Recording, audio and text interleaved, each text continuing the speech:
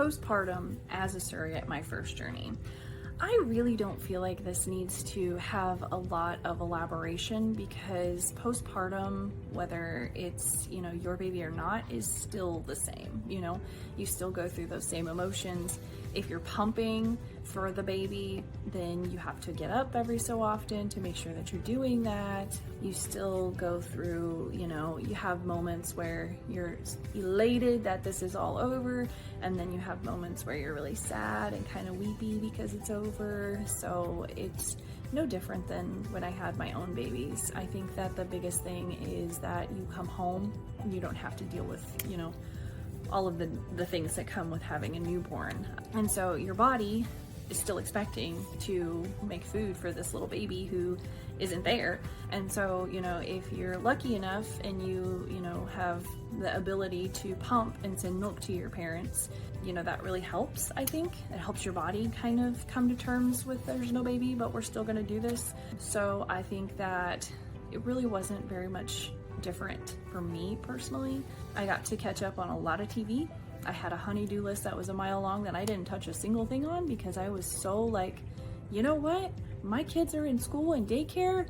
I am going to just relax and take this time to just do whatever I want to do. And I did.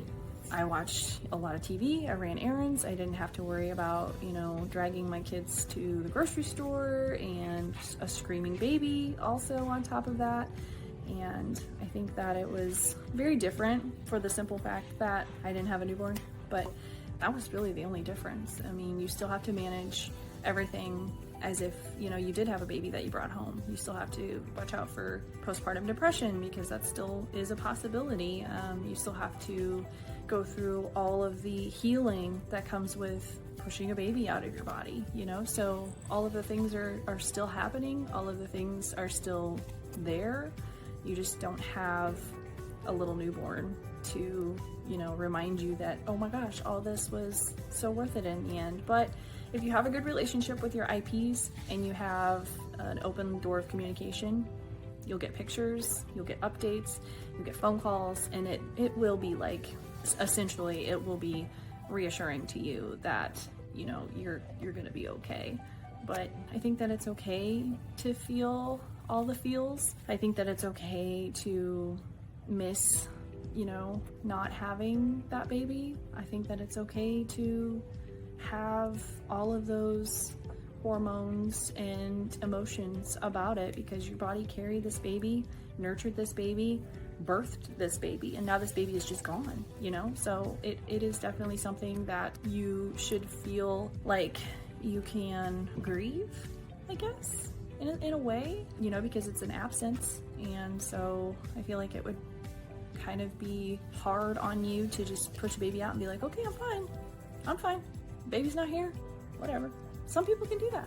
Some people have a little bit more of an attachment. I think I was right in the middle. I think that for me, it was like, okay, I'm good. I'm ready to go home. I'm ready to sleep and watch TV and do all the things. And then I'd wake up and I'd be leaking, I'd have massive clogged ducts, and it would kind of maybe get me in my feels a little bit because, with a baby that's nursing all the time, you don't have that as much. So I think the only thing that maybe made it different was that you don't have that reminder that your body just went through all this. But it's gonna be okay. You're gonna be okay. Everything is normal. It's okay to feel the feels. It's okay to not feel the feels. If you're one of those people who is just like, here's your baby, I'm gonna go do my own thing, more power to you. And if you're not, you're gonna be okay.